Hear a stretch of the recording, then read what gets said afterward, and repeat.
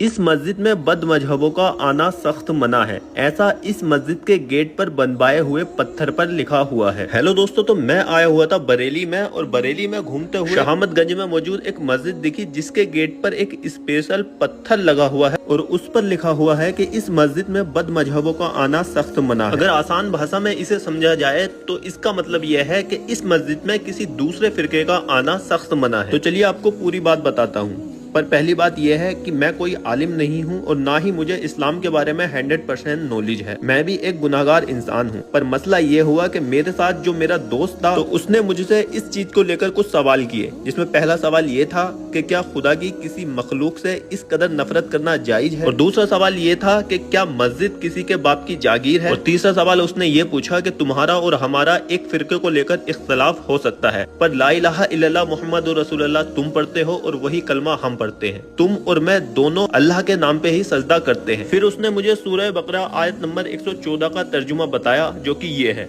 और उससे बढ़कर जालिम कौन जो अल्लाह की मस्जिदों में अल्लाह के नाम का जिक्र किए जाने को मना करे और उनकी वीरानी के लिए कोशिश करे। इन लोगों को कुछ हक नहीं कि इन मस्जिदों में दाखिल हों मगर डरते हुए। इनके लिए दुनिया में रुसवाई है और आखिरत में बड़ा अजाब। मेरे पास उसके सवालों का कोई जवाब नहीं था क्योंकि उसके सवाल वैलिड थे। मैं इसे अभी सही और गलत नहीं कह रहा क्योंकि मैं भी मसलक आला हजरत से ताल्लुक रखता हूँ। मेरा वीडियो बनाने का मकसद भी यही है कि अगर आप इसके बारे में जानते हैं कि ये क्यों सही है और क्यों गलत है, तो आप वैलिड रीजन और फैक्ट्स के साथ कमेंट्स कर सकते हैं कि ये क्यों गलत है और ऐसा करना क्यों सही है, क्योंकि ये सवाल मुझ जैसे और भी लोगों से किया जा सकता है और शायद उनके पास भी कोई जवाब ना हो।